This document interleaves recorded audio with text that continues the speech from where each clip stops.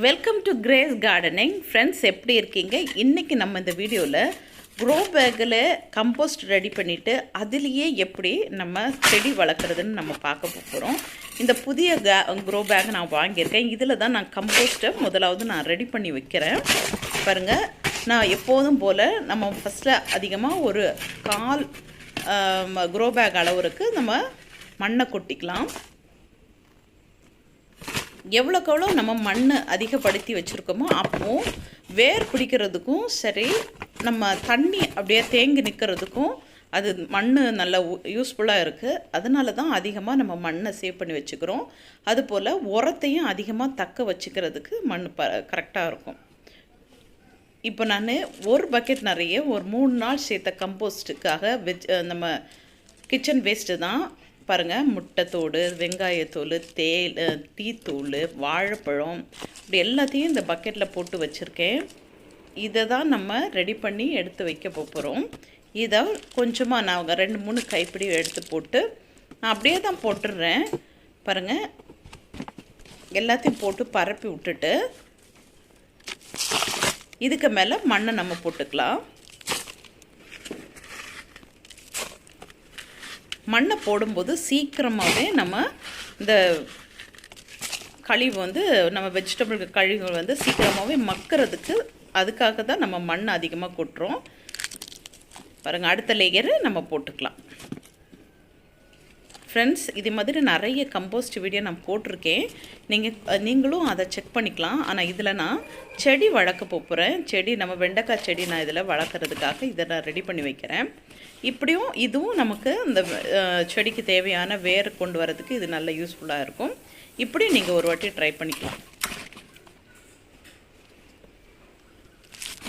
நான் ஏற்கனவே கொஞ்சம் கம்போஸ்ட்டுக்காக இன்னொரு பேக்கில் நான் வச்சுருந்தேன். அதையும் இதோட சேர்த்துக்கிறேன். அது நல்லா காஞ்சி போச்சு. இப்போ நம்ம மண்ணை கொட்டிக்கலாம். இதோட நான் வெர்மி கம்போஸ்டையும் கொஞ்சம் சேர்த்துக்கிறேன். ஏன்னா போட்டிருக்கிறதுன கம்போஸ்ட் சீக்கிரமாக மக்கிடும். நுண்ணுயிர் பெருக்கத்துக்காக இது யூஸ் ஆகிடும். அதனால் இந்த வெர்மி கம்போஸ்டையும் நான் கீழே போட்டுக்கிறேன். இந்த ஓரம் சீக்கிரமாகவும் மக்கி கிடைக்கிடும்.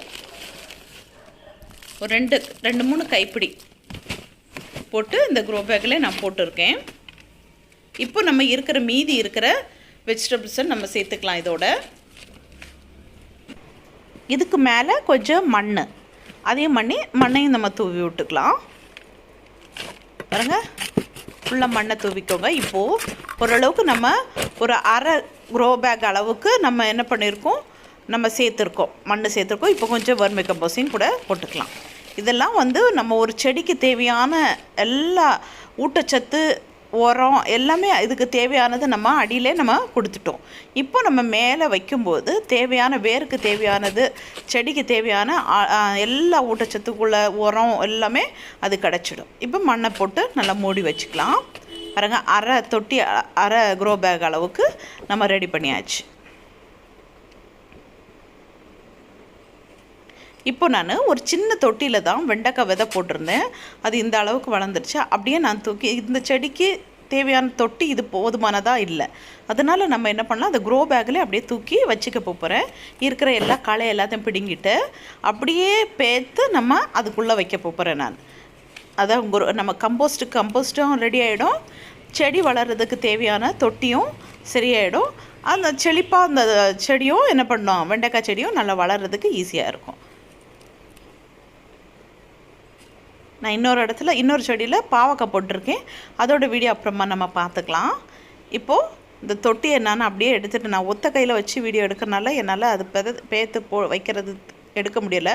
இப்போ பாருங்கள், அதை நான் அப்படியே திருப்பி எடுத்துகிட்டு அப்படியே தூக்கி தொட்டிக்குள்ளே வச்சுட்டேன். இந்த தொட்டியிலேருந்து தான் நான் எடுத்து இங்கே வச்சுருக்கேன். பாருங்கள், அப்படியே வச்சுட்டேன். இப்போ நம்ம சைடில் தேவையான எல்லா மண் நமக்கு கம்போஸ்ட் வேணால் கம்போஸ்ட் போட்டுக்கலாம். நம்ம ரெடி பண்ணி வச்சுருந்த வீட்டு கம்போஸ்ட் கூட நம்ம போட்டுக்கலாம்.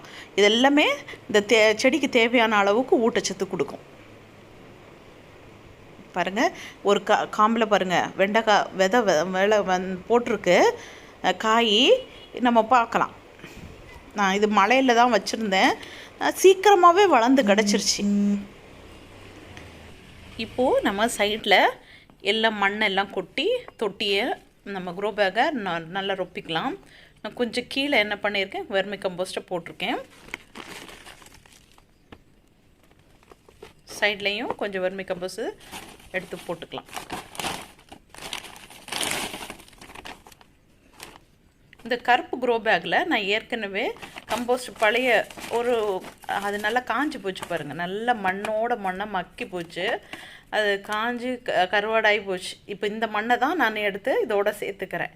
ஏன்னா எல்லாமே வெஜிடபிள்ஸ் எல்லாம் மக்கி போய் காஞ்சி இருக்குது. இதையும் நம்ம இந்த நம்ம க்ரோ பேக்கில் கொட்டிக்கலாம்.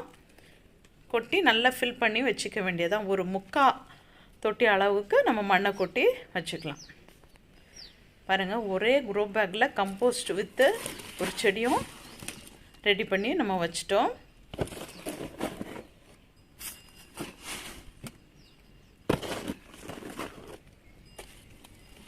அவ்வளோதான் ஃப்ரெண்ட்ஸ். நல்லா ஃபுல்லாக மண்ணை ரொப்பி ஃபில் பண்ணி வச்சிடலாம். நீங்களும் இதை மாதிரி வேஸ்ட்டாக போகிற வெஜிடபிள்ஸ் கழிவுகளை நீங்கள் க்ரோ பேக்கில் போட்டு வச்சிட்டாலே நல்ல உரம் நமக்கு கிடச்சிடும். அதில் நம்ம ஏதாவது ஒரு விதை போட்டால் சூப்பராக ஒரு காய்க்கு ரெடியாகி ஒரு செடி ரெடி ஆகிடும் ஃப்ரெண்ட்ஸ். நீங்களும் இப்படி நீங்கள் ட்ரை பண்ணலாம். வேஸ்ட்டான கழிவுகளை எடுத்து தூக்கி போட்டுடாதீங்க. நம்ம மண்ணை ரொப்பிட்டு நல்லா அழுத்தி விட்டுக்கோங்க. ஃபில் பண்ணதுக்கப்புறம் இப்போ நம்ம தண்ணி விட்டு வச்சுக்கலாம். இதோட ரிசல்ட்டை நான் அடுத்த வீடியோவில் நான் போடுறேன். வீடியோ பிடிச்சிருந்தா லைக் பண்ணி, ஷேர் பண்ணி, கமெண்ட் பண்ணுங்கள். சப்ஸ்கிரைப் பண்ணிவிட்டு வீடியோ பாருங்கள். உங்களோட சப்போர்ட்டுக்கு ரொம்ப தேங்க்ஸ் ஃப்ரெண்ட்ஸ்.